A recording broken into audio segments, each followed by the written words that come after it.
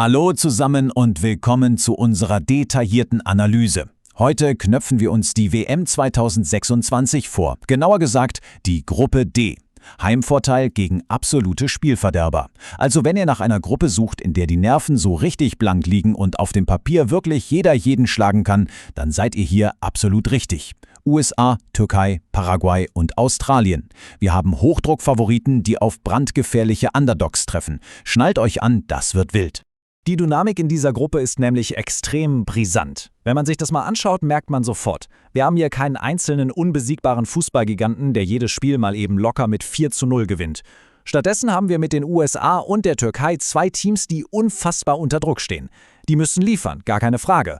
Und auf der anderen Seite lauern mit Paraguay und Australien zwei extrem unbequeme, defensive Spielverderber. Die warten quasi nur darauf, dass die Favoriten stolpern. Genau das macht das Ganze so unglaublich unvorhersehbar. Starten wir direkt mit dem Gastgeber, den USA. Und naja, die stecken aktuell in einem ziemlichen Formtief. Schauen wir uns mal an, warum beim Co-Gastgeber gerade sämtliche Alarmglocken schrillen. Die Generalproben liefen, um es mal vorsichtig auszudrücken, schlichtweg katastrophal. Eigentlich hat man da ja eine extrem hoffnungsvolle, blutjunge Mannschaft. Aber unter Startrainer Mauricio Pochettino gab es zuletzt eine richtig herbe 2:5 Klatsche gegen Belgien. Und kurz darauf direkt noch eine 0:2 Niederlage gegen Portugal obendrauf. Das wirklich Alarmierende daran ist, wie die amerikanische Defensive aussah. Völlig verunsichert, komplett von der Rolle. Ein echter Albtraum, wenn man bedenkt, wie kurz wir vor dem Heimturnier stehen. Und Trainer Mauricio Pochettino, der redet absolut nichts schön. Nach diesen Auftritten tobte er regelrecht in der Öffentlichkeit. Sein klares Statement: Niemand kann sich seines Platzes sicher sein. Bumm! Das ist mal ein knallharter Weckruf an den vorläufigen 55-Mann-Kader, oder? Die Ansage ist deutlich. Wer seine Einstellung jetzt nicht radikal ändert, fliegt vor der Finalnominierung der 26 Spieler rigoros raus. Ohne Wenn und Aber.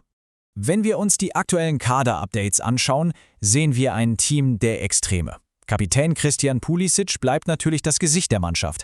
Aber er steckt bei AC Mailand in einem ziemlichen Formtief. Momentan ist er einfach kein garantierter Anführer mehr.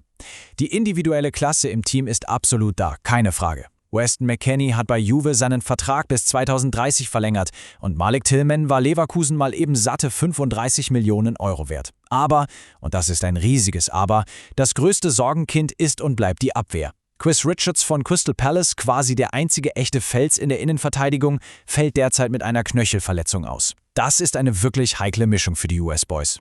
Machen wir weiter mit der Türkei. Hier haben wir es mit geballter, junger Offensivpower zu tun.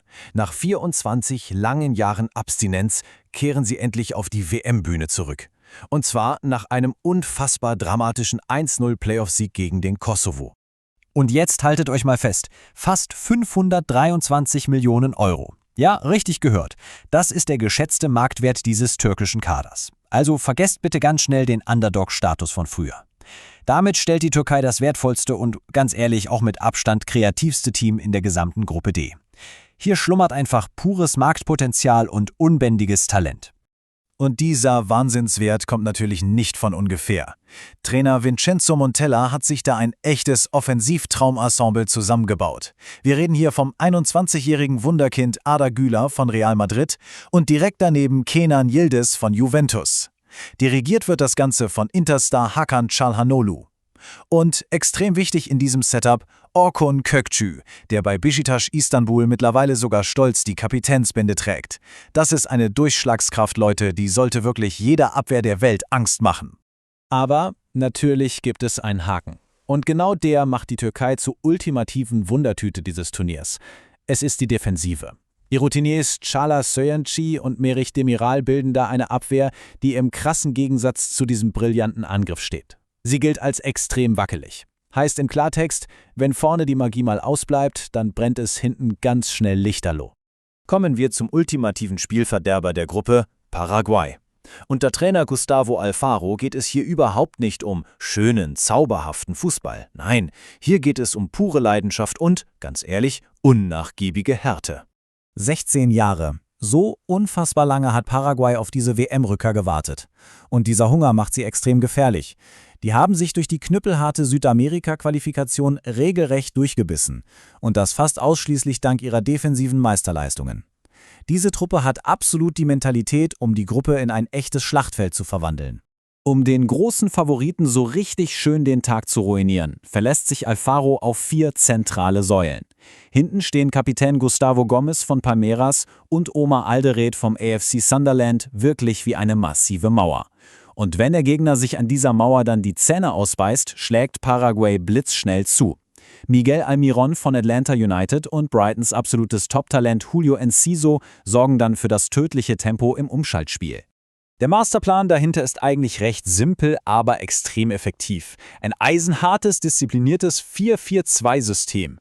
Paraguay wird sich schlichtweg weigern, müde zu werden. Sie überlassen den Gegnern einfach den Ball, machen die Räume hinten ungemütlich eng und kontern dann eiskalt.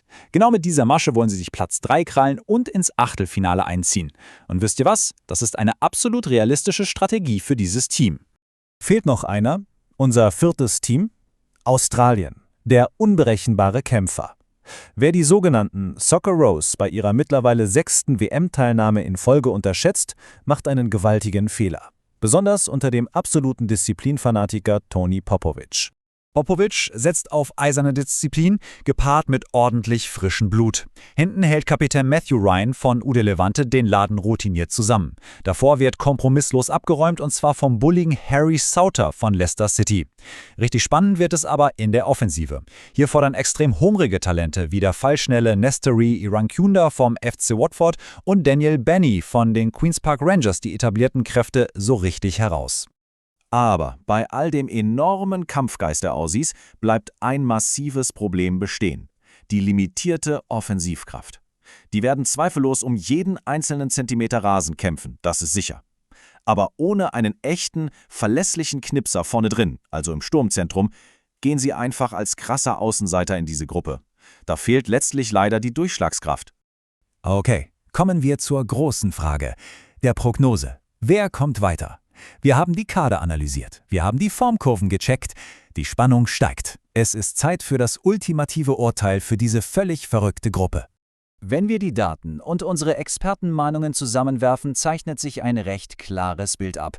Trotz der aktuellen Formkrise retten sich die USA, und das verdanken sie wirklich rein ihrem massiven Heimvorteil, ganz knapp auf Platz 1. Dicht, wirklich sehr dicht gefolgt von der Türkei. Deren elitäre Offensive kompensiert die wackelige Abwehr gerade so, was für Platz 2 reicht. Auf dem 3. Platz setzt sich Paraguay durch. Sie füllen exakt die Rolle des erwarteten Spielverderbers aus. Und für die kampfstarken Australier bleibt aufgrund der mangelnden Torgefahr am Ende leider wohl nur Platz 4.